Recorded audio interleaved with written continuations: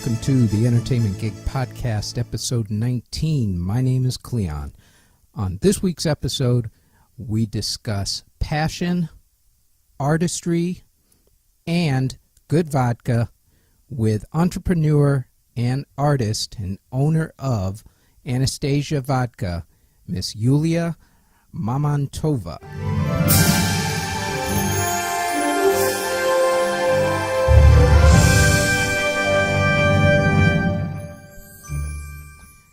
In life, people are given two sides of the brain. There's the analytical side and the creative side. Now, if you're lucky, you're given a decent serving of hopefully both of them. And in my experience, a lot of creative people were given heaps of the creative side, but not a whole lot of the analytical side, which is why a lot of them end up with financial problems down the road. Always read your contracts, people. Yuliya Mamontova shatters that theory completely. As co-founder of Anastasia Vodka, she has dominated in a mainly male-dominated field. And as an emerging artist, she's ready to take the art world by storm. Words that I would describe her would be brains, ambition, passion, talent, tough, a force to be reckoned with, most definitely. So, without any further ado, here is the interview with Miss Yuliya Mamontova. First off, your name is a little difficult for people when they look at it to get right the first time. So, if you could, state your name the way it's supposed to be pronounced so that we don't all butcher it. Right. So my name is supposed to pronounce as Yuliya. Ah, okay. Yeah. So I have been pronouncing it properly then. You have been, yeah. So it's like Julia, but with Y, Yuliya. Yeah, that works. And funny thing, I know that some people struggle with pronouncing my name, and just moving to the United States from Ukraine, I did change my name to Julia. And then I realized that I actually don't react when somebody calls me that. So I realized, hey, let me go back to my original name, Yuliya, and that's going to be the problem of other people who struggle with how to pronounce my name. Yeah, I think that's the best way anyway. It's a great name. You might as well use it. Thank you. Let's discuss where you grew up, the Ukraine. How was it for you? Well, it's a very different environment growing up because when I was a child, Ukraine was part of the USSR, part of Big Russia. Right. And Ukrainian identity, its language, the history was suppressed. So we were kind of brainwashed from the childhood, telling us that we are Russian. We're not Ukrainian, but then in 10 years or 15 years it ended. So it was confusing because I grew up very little thinking I'm Russian, and then the history changed. It's like, oh, I'm Ukrainian.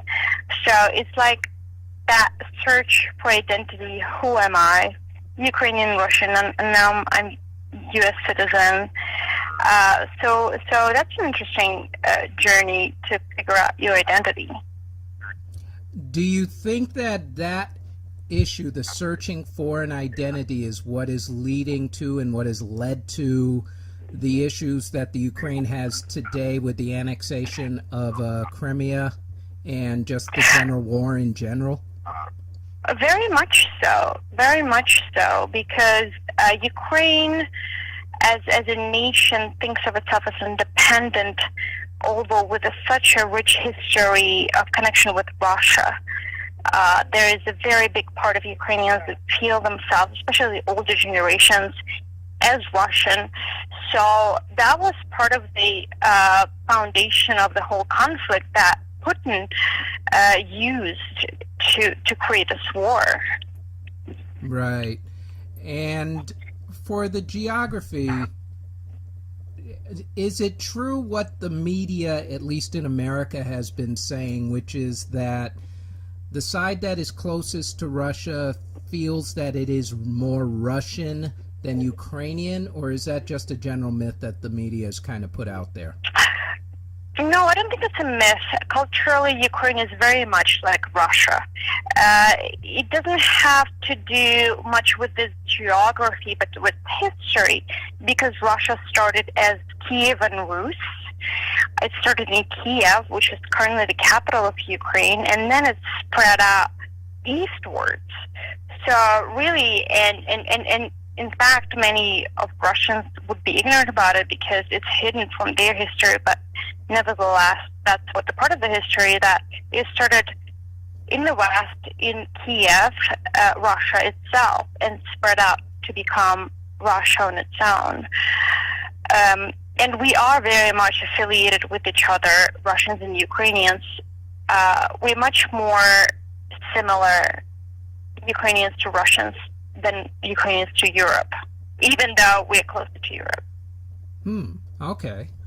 How long were you in the Ukraine? Your entire childhood, or did you leave as a teenager, or? Oh, my entire childhood, my teenage years, and my college years. I did my bachelor's and master's in Ukraine. And at the age of 23, that's when only I moved to United States, New York. And why and how did you end up moving from the Ukraine to New York, of all places? Well, how? You have to be creative how to. But why? I saw more opportunities to express myself as an individual, freedom of expression. That's what really attracted me of United States. And also, being a female in Ukraine, you're raised to follow a certain role, certain standard, of being this passive woman who follows a man, which never agreed with how I really felt my life should be. And I just felt, I want to distance myself from that cliche and be an independent woman, and that was very hard in Ukraine, and that's why I felt there was an opportunity to me in the West. So I guess then we'll answer the how if you're comfortable with it. How did you get to New York?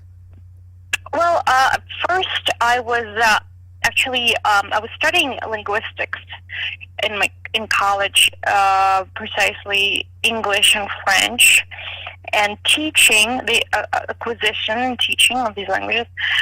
So one of my first jobs was to teach French as randomism. I found a Ukrainian teaching French in an American school. It was a one-year program, and they really liked my approach to teaching the languages, which was much more academic than it usually is in the United States. And they helped me with my visa. They wanted me to stay and continue working for them. And I used this as an opportunity to stay and work. I actually never thought I would stay in the United States permanently. I thought it was like a good gig for a while, and then go back. But one year after another, I saw myself more and more belonging to this part of the world than my home country. Well, I'd say from all that I've seen online, you have made great inroads in this country, so congratulations. I'm very happy for you on that. Let's discuss your art, which is, well, I guess, how would you describe your artwork? Well, I'm a painter. I'm an abstract painter, but as you know, it's hard to make a living being an artist. Always been, and I refused always to believe in this notion of a starving artist. As romantic as it may sound, that never satisfied me, especially being from the Eastern Europe and being United States.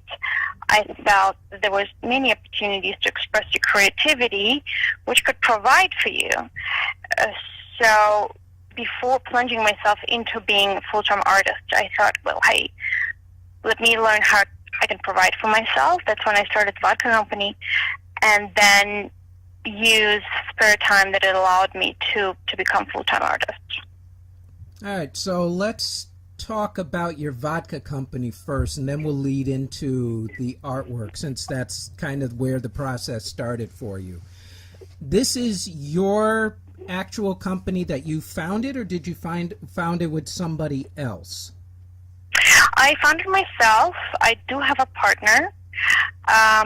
I'm the CEO of the company. Anastasia Vodka, and Num Brands is the company, and Anastasia Vodka is the brand that belongs to Num Brands. So I'm the founder of Num Brands. I do have a partner, and I have few investors, which mostly angel investors, family and friends, who supported me through this project. And the vodka company right now, as well as it's doing, has always been a tool for me to graduate eventually to becoming an artist. Well, considering that the tool that it is in order for you to become an artist, it looks like it's doing extremely well. I keep up with your adventures on Instagram, and you are all over the place making deals. So tell us about your travels in, say, the past 6 months, since you seem to have been on a whirlwind tour. Yeah, it's been a phenomenal adventure, I have to say. Even though being a tool, it took me to China, it took me to Tunisia, it took me to Tel Aviv, Israel, it took me to Berlin. Yeah, I traveled the world representing this brand and signing the deals with distributors and importers around the world. And I recently signed a huge deal with a very big importer called Mezzo Group that is committed to represent Anastasia Vodka in 60 countries in the world. Right now it's represented in 15 countries. So from 15 we're moving to 60 in a year, which was a very big deal for a young brand. Yeah, that's huge. Did I see that you got an award in Tel Aviv? Yes. Tel Aviv was very, very welcome in Anastasia Vodka. Indeed, I went to the parliament, and the speaker of the parliament, his brother is my client, who his name is Kobe. Very, very wonderful gentleman. He is the one who made Russian Standard Vodka, #1 vodka in Israel. He is now representing Anastasia Vodka. So it was a pretty big deal, yeah. That's extremely good, actually. Of all the things you could have actually have done in order to basically pay the bills while you do your artwork, how did you come across starting a vodka company, of all things? Well, coming from Ukraine, vodka making is somewhat of a common thing in Ukraine. It's, like if you have family living in France or Italy, your family might have a little wine house, winery in Bordeaux. So in Ukraine, many farmers produce their own vodkas. So those were my grandparents, their parents, my great-grandparents. And for generations in Ukraine, my family produced vodka. So it's not as random as it may sound. So for me, when I stopped for a second in 2008, when there was a crisis in the country, I thought, hey, what can I do? I always wanted to work for myself, and I thought, what can I do that would succeed in good and bad times? And my family's history came to mind. Hey, people still drink. You know what I mean? Like good bad times, good times or bad times. People keep celebrating or not. Whatever's happening to them. So vodka seems like a good opportunity, but it did have to be creative for me, and one of the ways was creating a very inspiring packaging. So the packaging we designed together with Karim Rashid, who is a prominent, world-recognized, acknowledged industrial designer based in New York. We worked on this project together. We designed an outstanding packaging, eye-catching, shocking. Wow is the reaction every time somebody else looks at it, and that was part of putting my creativity into something that's not necessarily art per se, but more like bringing art into the consumer industry. That's actually how I found you. Was I saw when I was searching through my Instagram, and it came up with the every now and then you'll hit the search button, and it'll throw up a whole bunch of different photos, and one of them was of your vodka bottle, which, for lack of a better word at this point, or at least a better description, it sort of looks like modern style architecture in the angles that it has. It's not a traditional vodka bottle that people would know, like, say, Grey Goose or something like that, which makes it it's an extraordinary design, I have to say. Thank you. When Karam, who was the brains behind the design and inspiration, when he's often asked what inspires your design, he kind of brushes you off. Like, my design is not inspired by nostalgia of the past. My design is something that's never been created, something from the future. And this is how people feel looking at the bottle. It doesn't look like anything you've ever seen. People make references, look like a diamond, skyscraper, female silhouette, even somebody referring to it as a phallic symbol. In fact, that shape you've never seen before. And that's why Karam Rashid is so acclaimed, because he comes up with inspirations from nowhere, from the future, and it's exciting. And I will say that even though I'm not a huge drinker, I did actually go out and I bought a bottle. Oh, did you? Thank you. Where did you get it? I'm curious. It's actually somewhere in the city. I forget. I was walking through Midtown one day, and I was like, "Wait a second. I know that bottle. Hang on." So I went in. I went, awesome. "Oh, this is her bottle. Okay, I'm going to try it. So why not?" It's actually very good. It's very good vodka. I would put it up there with... Yeah, I would definitely say it's better than Grey Goose. And it won 94. So, like Wine Spectator has 100 system rating. So there's the same one for spirits. And in vodka category, Anastasia Vodka won 94 points, which is one of the highest vodkas rated ever. It was coined as exceptional. It's a very, very high rated vodka. So it's not just about the design. It's a very important distinction to make. The vodka itself, and thank you for trying it. In fact, we should meet for a drink sometimes in the city. Yes, we should. Yeah, the vodka itself, because the thing is that the consumer this day, being pulled between so many brands, is not stupid anymore. Right. You can't just market that something is cool, hot, good, and then the consumer is disappointed. You have to be good in and out, especially in such a competitive environment like New York City. Think about restaurants. It's not important just to have good atmosphere in the restaurant. It's very important to have good menu, good pricing at the menu, because the consumer is very smart these days. Very true. And it's also good that it's not trendy. Like, it's not just the thing of the moment, because that will sustain it throughout. Because, these days people's attention spans are extraordinarily short. So for you to break through and do as well as you've been doing speaks volumes about the sustainability of this brand. Right. The brand, I would never say it's iconic. I would never say it's trendy. I would say it's iconic. There's nothing trendy about it, because trend, again, is an imposed necessity that it's pushed upon the consumer. Something that's iconic is something that would stay there, and these are my aspirations and hopes that, because it's not trying to copy anybody, we spent so far $0 in marketing and advertisement, and so lucky to have such success, my hopes and belief that this is more of an iconic brand rather than trendy. Which leads to an obvious question, which is, how is it that you're doing so well even though you haven't spent any money on marketing? Because I'm an artist.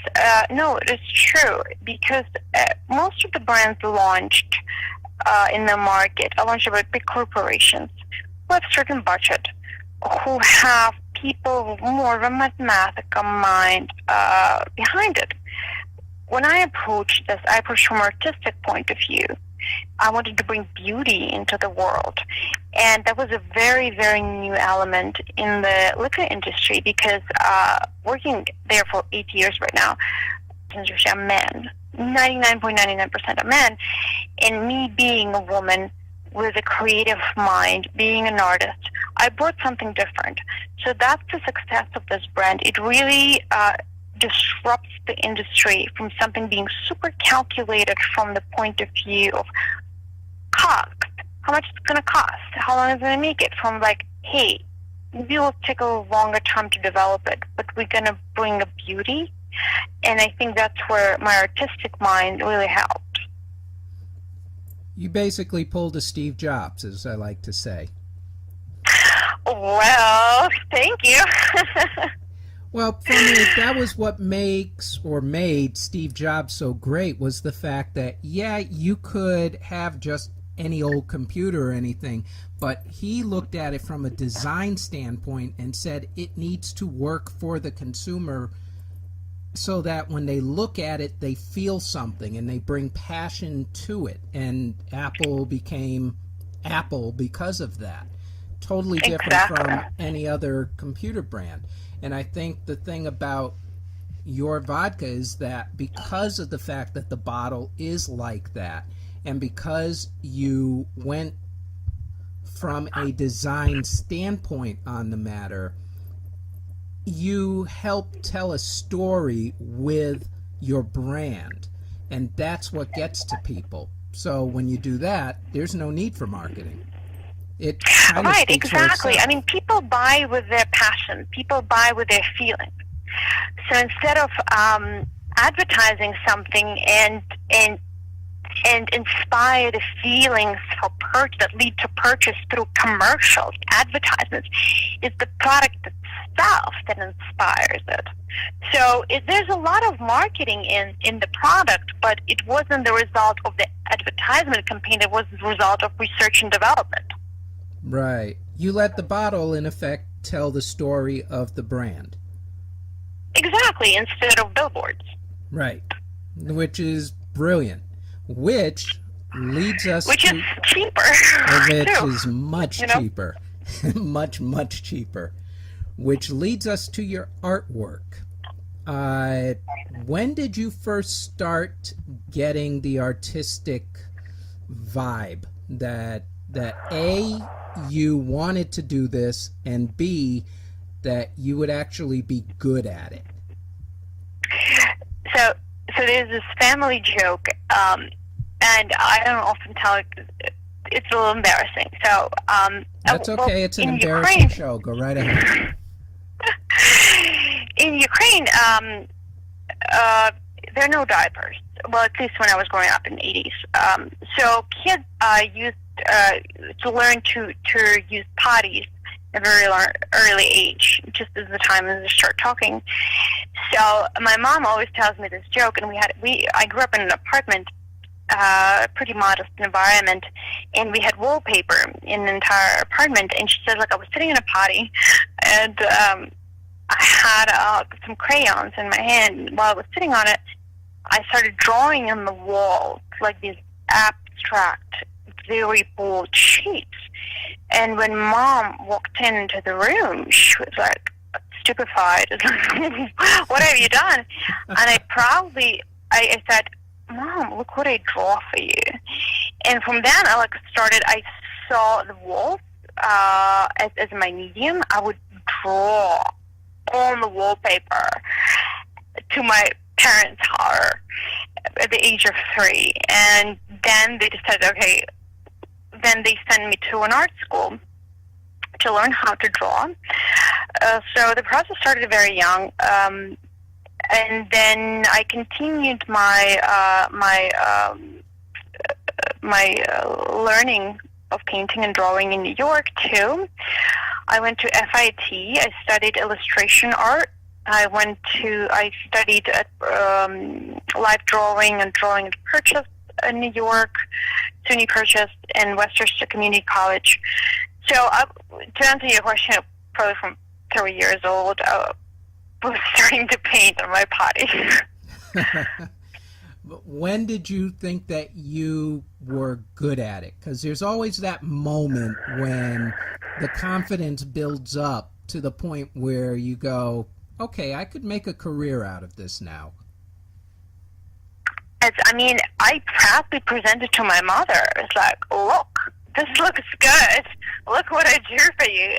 The kind of confidence, the cockiness, I think, was from the start. So you've basically always had that. Ambitiously, I guess I did, yeah. Well, you seem like a pretty ambitious woman. Otherwise, you wouldn't have started a vodka company. So it makes perfect sense. Yeah, I guess I am. Where does your inspiration for your abstract art come from? Here's the thing. I'm very often asked, which other artists inspire you? And I do know artists. I admire other masters of the art. But it comes from the heart. It comes from the experience of life. It comes from joys and sorrows that life presents us with. That's my inspiration of connecting or rejecting from other people, from internal conflicts.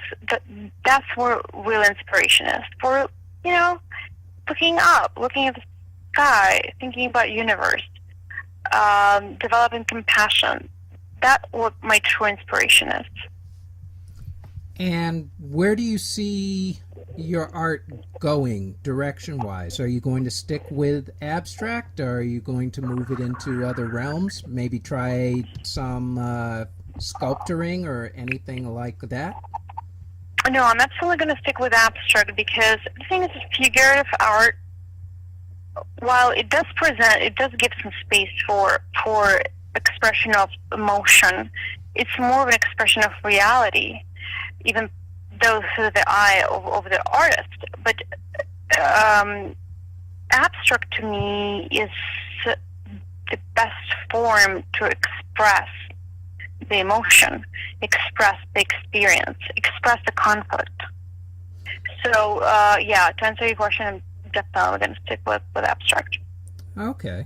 I'm a musician, and I've spoken to a lot of other musicians on this podcast, and when dealing with the creative process in terms of songwriting, it usually stems from two basic things, either conflict or insecurities.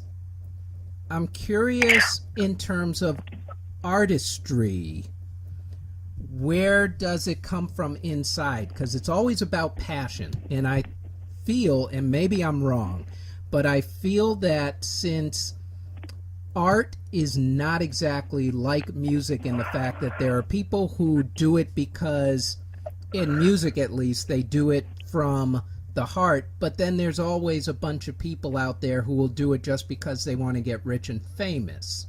And art isn't really like that. You get the occasional artist that does extremely well and becomes like a Banksy or something like that. But for the most part, artists do it because they really love to do it and they need to get something out. So where does your creative juice flow from? Is it from inner conflict? Is it from happiness? Is it from securities or insecurities? Well, insecurities are the conflict. Definitely the explosion of the conflict.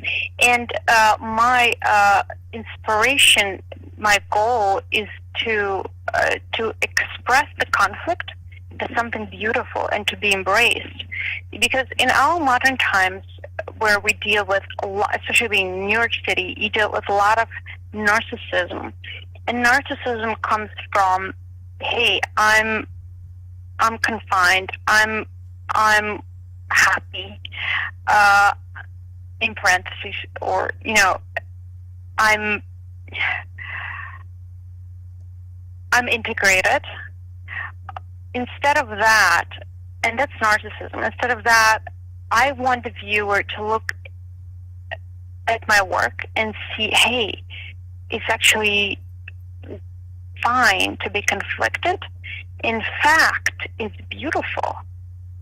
And it's through the conflict, through the breakdown, that we can have beautiful breakthroughs. We can evolve. It's through the conflict, through embracing the pain, insecurities, and other things, sorrows that life presents us with. So the conflict is a beautiful thing, and through my art, that's what I want to express. That's what I want to show in a beautiful form, that conflict is something that needs to be embraced rather than ran away from. Oh, that's brilliant. When you do your art, does it tend to come out in spurts? Like you'll just automatically just get a rush of adrenaline and just create 5-6 different things, and then it kind of backs off a little while, or are you relatively consistent with your artistry? No, I'm not consistent. It comes through the process. I believe that inspiration comes through the process. I don't believe you sitting by the pool and inspiration all of a sudden hits you. It's you take the brush and you connect to what you feel, and then you start expressing. And that's what's beautiful about it. It's never repeated. It's that moment what you want to show. It's that moment that you want to express. And that's how the process is formed. And the colors that you use are very bright and dynamic, I have noticed. Do you use certain ones to convey more of an anger? Like I think the last one you put up on your Instagram was, if I'm not mistaken, it was square or rectangular with, I think it was red and black. I believe that's the one it was. Yeah. I like to explore mediums that are usually not combined together, or the colors that are that are conflicting. So that piece you're talking about, it was oil on a canvas, and that I poured watercolor. It usually is not meant to combine together because oil repulses watercolor. But that's what I like to explore in my works, conflicting mediums, opposite colors. I have one piece when there's gold leaf and red acrylic, and they're very, very conflicting together. Gold is viewed as a metal that lives forever, and bright red is the color of blood that's so fleeting and dying, so temporary. And this is a way for me to express that conflict. I use synthetic paper a lot that repulses watercolor, it rejects watercolor, to express that conflict. And if I can show the conflict in a beautiful form, that's when I know I achieved what I'm striving for. Yeah, I'm looking at your Instagram right now, as a matter of fact. And the gold with the... Well, I see two pieces here with the gold and the red. Although I think one is a close-up of the other. No, it's different. Completely different. It depends which... I have two Instagram accounts. One is my personal that combines everything. And then I have a separate Yuliya Mamontova, which just purely my art. The work I think the one that you're looking at, that was a close-up.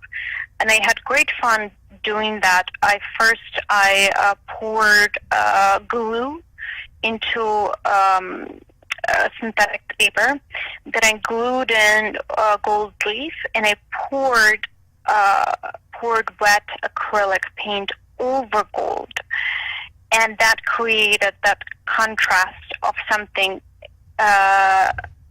permanent as gold with something so fleeting and fragile as bright red. And I had a lot of positive reaction on that work, on that piece. Yeah, I've noticed it's got quite a bit of likes. Actually, it's extremely well done. Check out my art page. So you're looking at Yes Yuliya, yes. Yeah. And there's another one, Yuliya Mamontova, which is purely my art. I mean, it has like 2,000 likes per painting, and it's very inspiring, and see that I can touch somebody by expressing through art my philosophy and my view of conflict, of the journey of life. How many pieces of art do you figure that you've done? Last count. Probably 300 to 400 pieces. The thing is that when I start, I can't stop. It just kind of like comes out of me. And I used to be part of a collaborative group called Corny Artists, and recently I realized I need my own studio, so I opened my studio in White Plains, New York, suburb, about 40 minutes away from New York, and then I brought my sleeping bag there, and I thought I would sleep there after I'm done. I was unable to. Anytime I would lay down, being exhausted, come up with ideas and keep painting. So if I don't stop, I just keep going. So sometimes I just have to put the brakes on me. Maybe it's not helping necessarily to create 80 pieces a night. There was one night I painted 80 paintings. But so far I think I did about 300. Wow. Matter of fact, I just joined your page right here. I'm flipping through a lot of the artwork right now. You seem to shift between, is it fair to say acrylic painting and, well, looks like watercolors? Yeah, I started with watercolor. What I loved about watercolor, it allows for a lot of flow.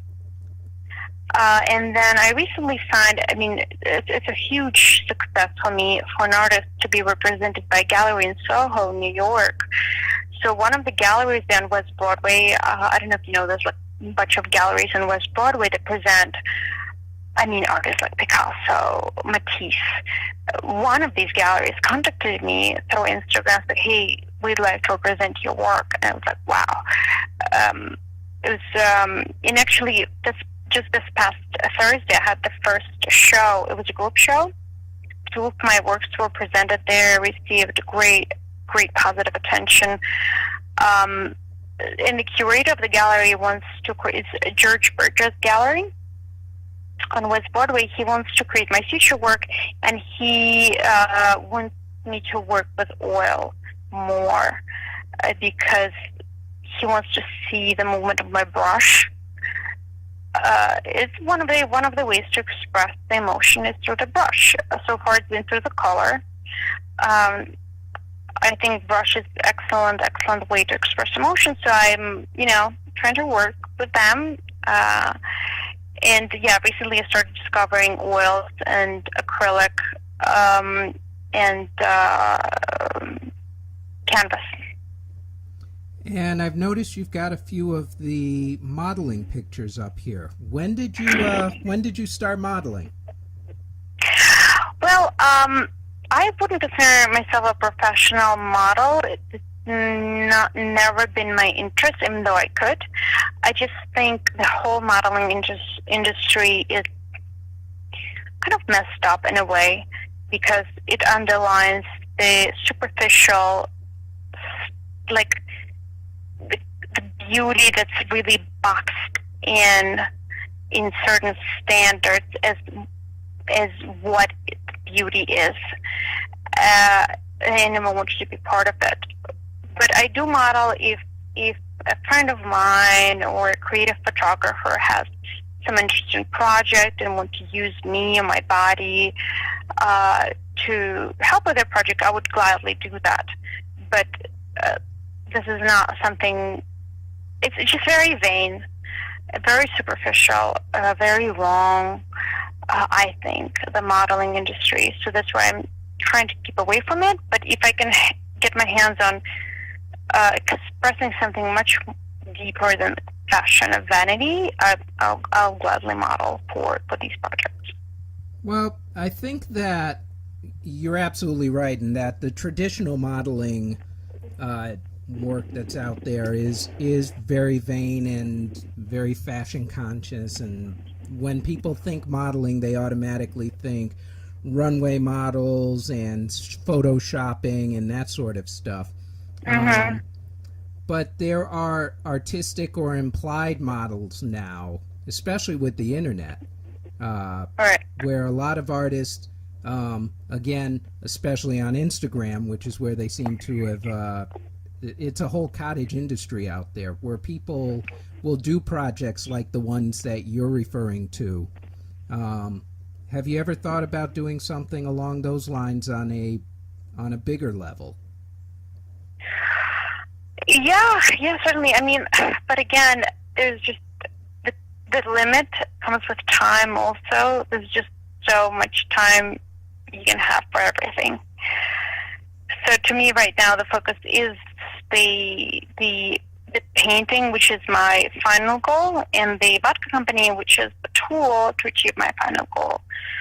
Modeling, yeah, here and there, I can do that, but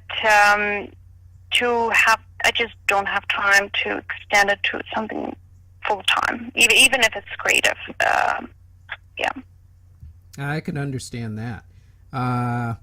Going back to your other one, speaking of modeling, this photo of you on that couch, which is a great photo, by the way. More importantly... Which one are you talking about? The lip lips? The couch looks like lips? Yeah. That one. Yeah, so it's a very, very iconic piece. It's Salvador Dali's lip.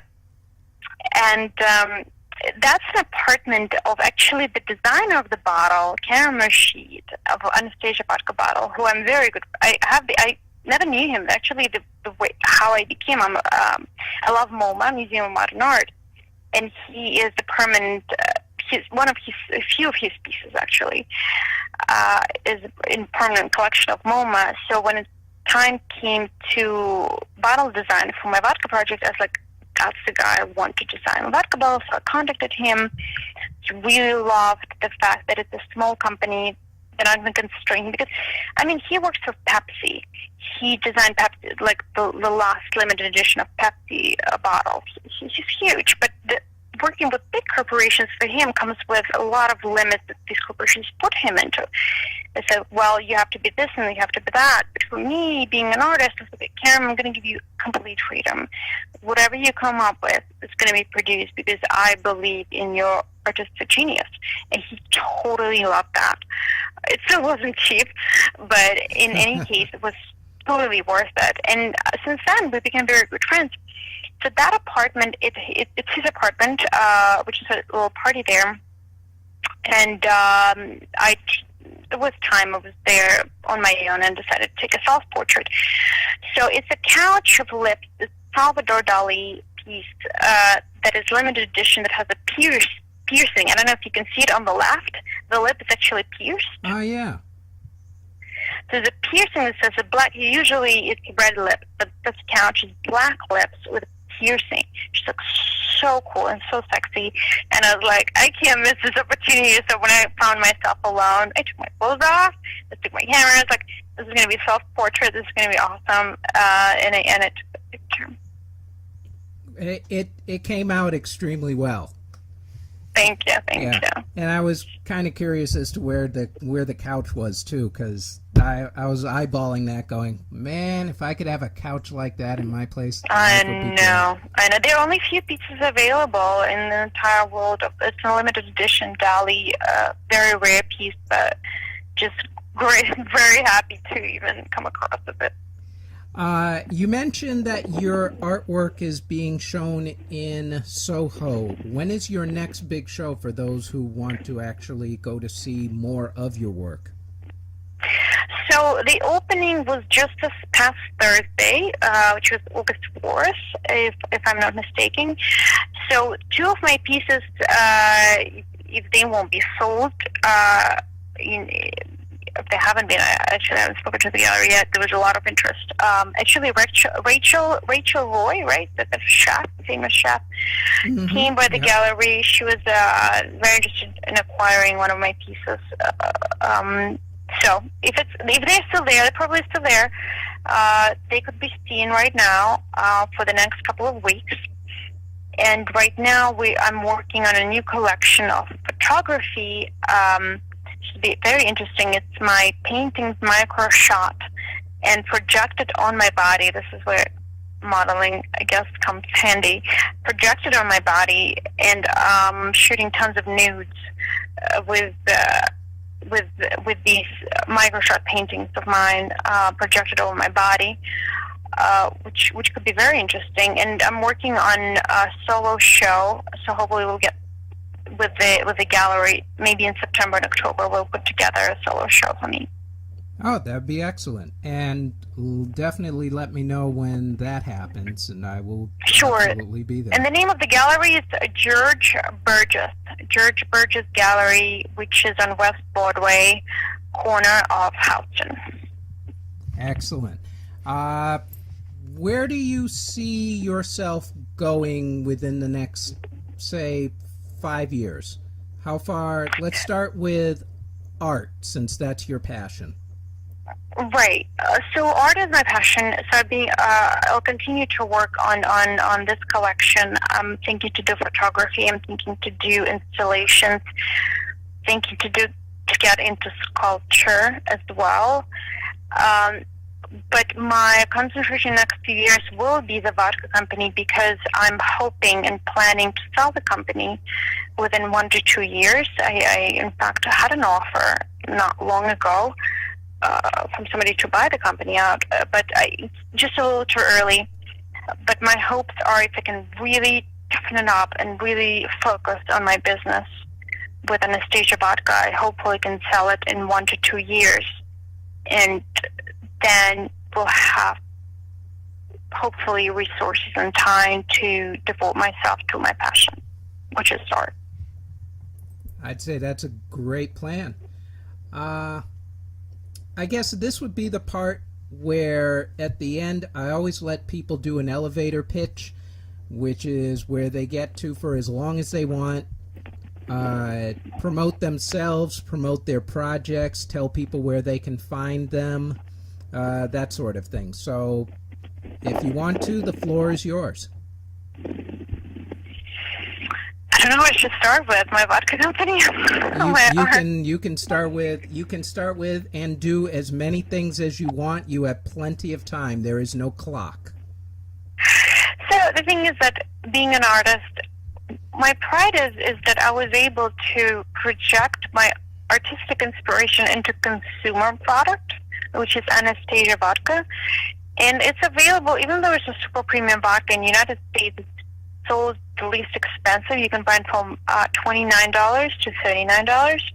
And it's a collector's piece. It looks like a sculpture. You can keep it as a vase or decanter. Like, I have people, when I host events, people like walking away from it with empty bottles. They just want to keep them, which makes me so happy.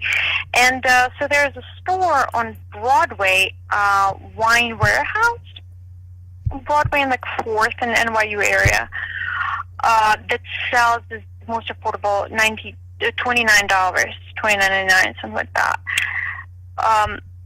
So that's kind of a way into tapping into art with a consumable product, and surprising your friends, entertaining them, something that came from an artist, which is also domestically made in Oregon, of high quality, as you witnessed it. So yeah, that's that. Want to push your artwork while you're at it?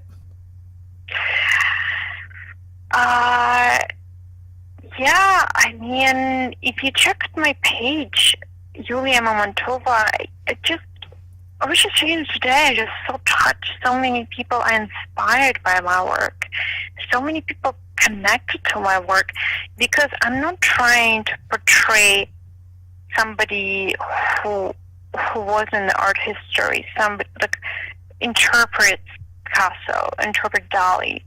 I'm actually trying to interpret my feelings that could be your feelings too, the experiences that we all share, and that's why I think the viewer really connects with my art, and that's why I think the viewer really loves my art, because they feel the connection, because I'm trying to portray how I feel. And we all have the same feelings, you know? We're different, but we all share the same sorrows, same joys. So I'm not trying to interpret Picasso. I'm not trying to interpret Jeff Koons or Malevich. I'm trying to portray how you and I feel, and that's why I think a lot of people are really connecting to my art.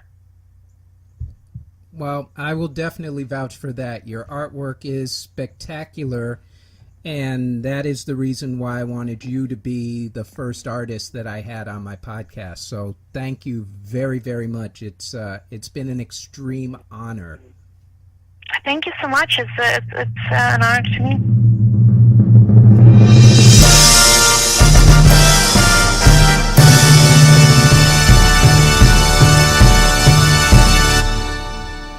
And that's the interview with Yuliya.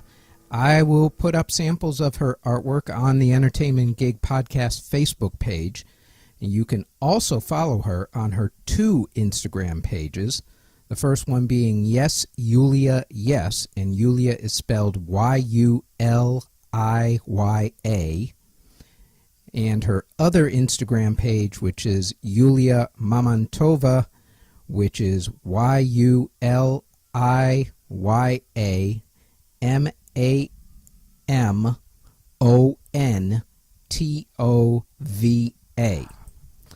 That is it for this week's episode. Our website is theentertainmentgig.com. Our Facebook page is at The Entertainment Gig. We are on iTunes and Google Play at The Entertainment Gig, but we are also on SoundCloud at CJBT-Productions and on YouTube at CJBT Productions, which has a slideshow of my photography, which you can find on Facebook at CJBT Photography, and the portfolio at cjbtproductions.zenfolio, that's ZENFOLIO.com. And that is it. We will talk with you next week. Take care.